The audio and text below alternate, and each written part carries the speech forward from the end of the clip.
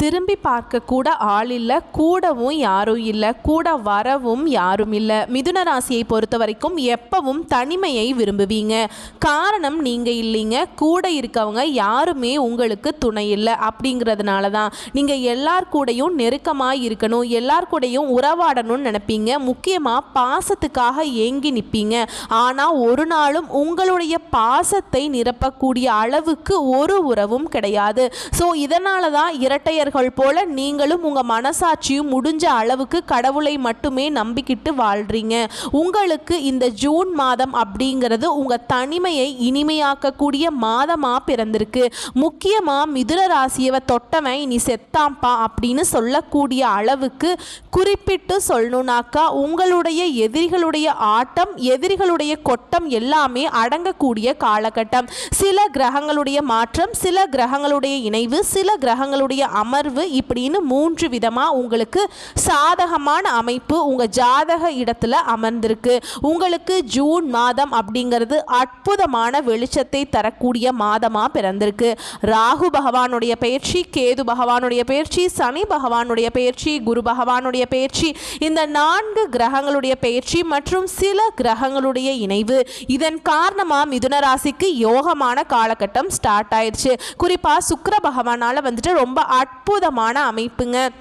உங்களுக்கு இப்போ அடிப்படையாக வச்சு ஜூன் மாதத்துக்கான சுருக்கமான பலன்களை மிதுன ராசிக்கு பார்க்கலாம்.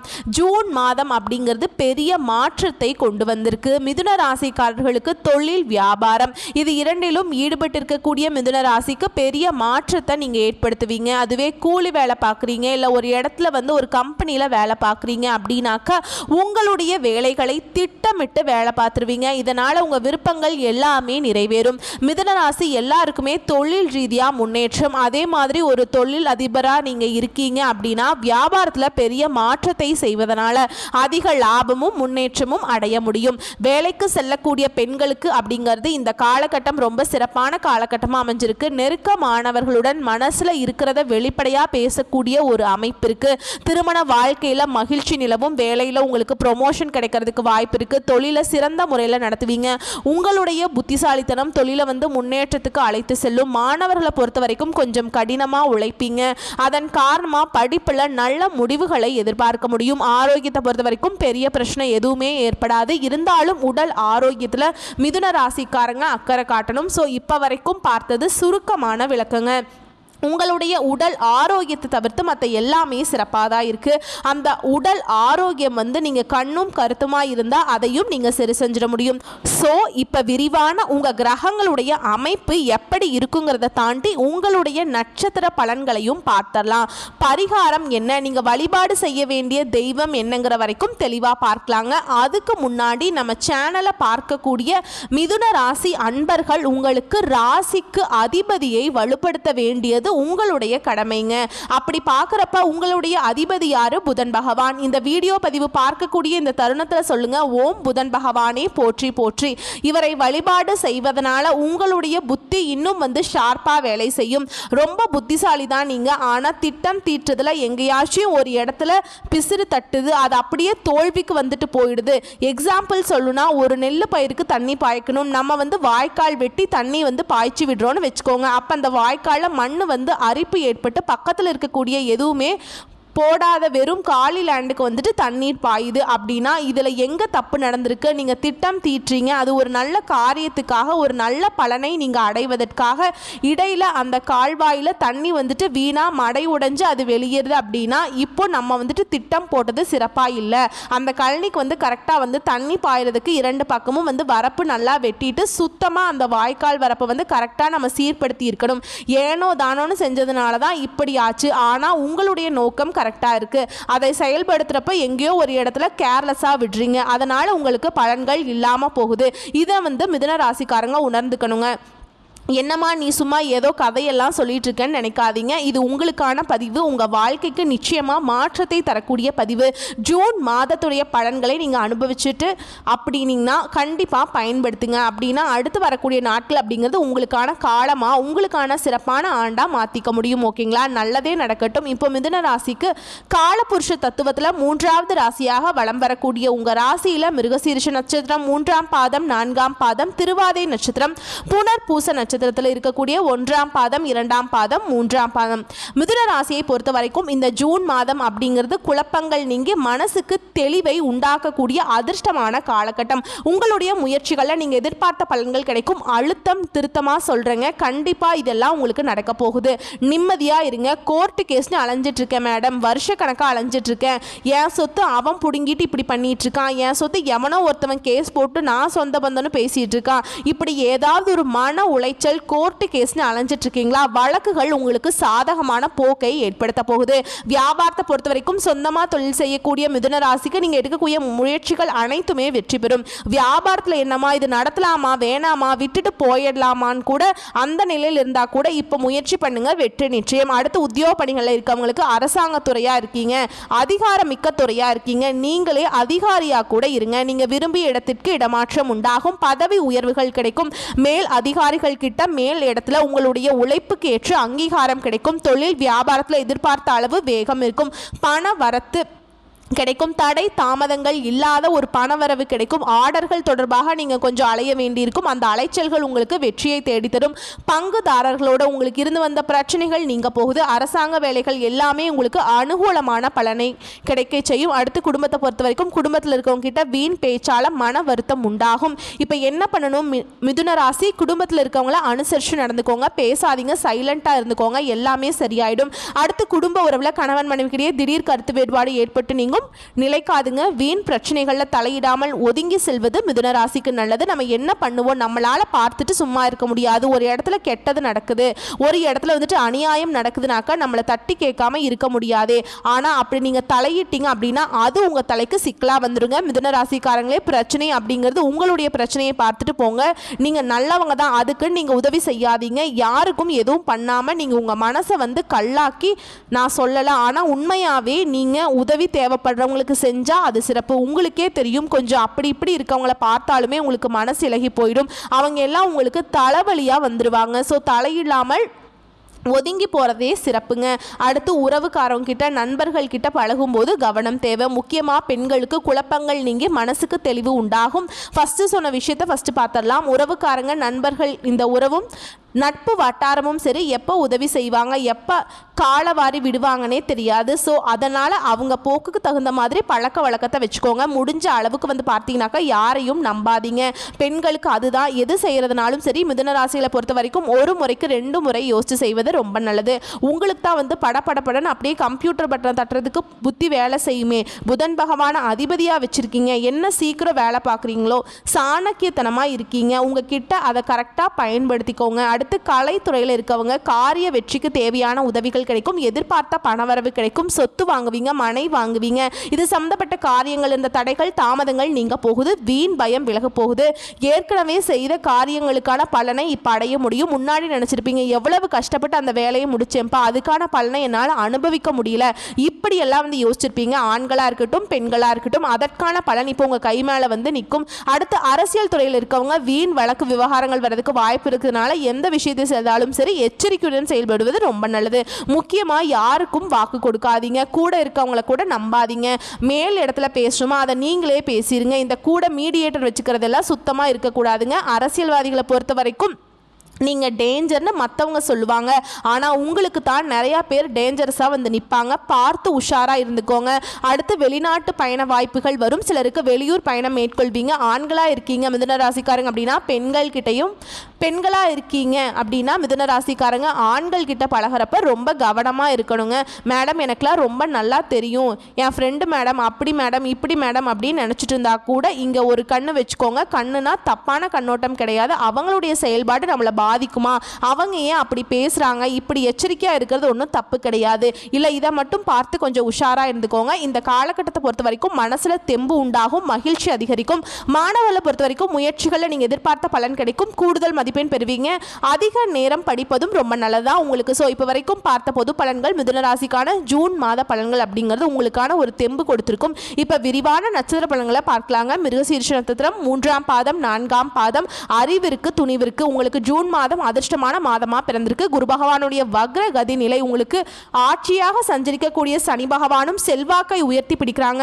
பொது வாழ்க்கையில் ஈடுபட்டவங்களுக்கு புதிய பொறுப்புகள் கிடைக்கும். தொழில் வியாபாரத்தில் வருமானம் அதிகரிக்கக்கூடிய முயற்சிகள் எல்லாமே வெற்றியாக மாறும். உடல்நிலையில் இருந்து வந்த பாதிப்புகள் விலகும். உங்ககிட்ட போட்டியாளர்களாக இருந்தாங்க இல்லையா, அவங்க பலம் இழந்து ஓடி போயிடுவாங்க.